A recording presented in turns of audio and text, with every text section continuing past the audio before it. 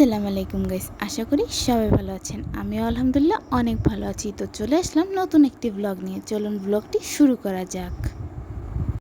আজকে আকাশে এত সুন্দর একটা লুক দেখে আমি ভাবলাম চলো কোথা থেকে একটা ঘুরিয়ে আসি। তো যেই ভাবা সেই কাজ, তাই আমি বেরিয়ে পড়লাম এত সুন্দর একটা মুগ্ধ পরিবেশে হাঁটাহাঁটি করার জন্য আমাদের বাড়ির কাছেই একটি রাস্তায়।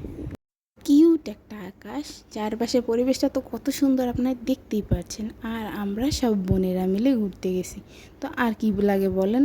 তো এটাকে সুপারি বাগানই বলা যায়। এখানে অনেক সুপারি গাছ আছে, তারপরে আরও অনেক পদের গাছ আছে। আসলে আমি ভালো করে কোনো গাছই তেমন একটা চিনি না। তারপর নারকেল গাছও আছে। হাঁটতে হাঁটতে চলে আসলাম এই রাস্তাটিতে। দেখুন গাইস, এই রাস্তাটা কত সুন্দর। আর এই রাস্তাটিতে এখন ইট আছে, কারণ এই রাস্তাটির কাজ চলছে। পরবর্তীতে এই রাস্তাটির পিচ রাস্তায় পরিণত করা হবে খুব শীঘ্রই। এই জন্য এই রাস্তাটিতে এখন কাজ চলছে, কিন্তু এর আশেপাশে পরিবেশটা কত সুন্দর। এখানকার পরিবেশটা অনেক কিউট, আর চারপাশে শুধু সবুজ আর সবুজ, সুন্দর একটা পরিবেশ।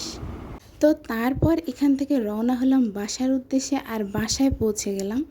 বাসায় আসতে না আসতেই দেখি আকাশের এইরকম একটা অবস্থা। কত সুন্দর একটা কিউট আকাশ দেখে আমি ঘুরতে বেরিয়েছিলাম, আর এসে দেখি আকাশের এই অবস্থা।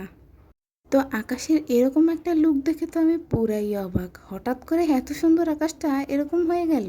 আর কতগুলো কালার নিয়ে হয়েছে, কালো, সাদা, কেমন একটা লাল লাল টাইপেরও কালার আছে।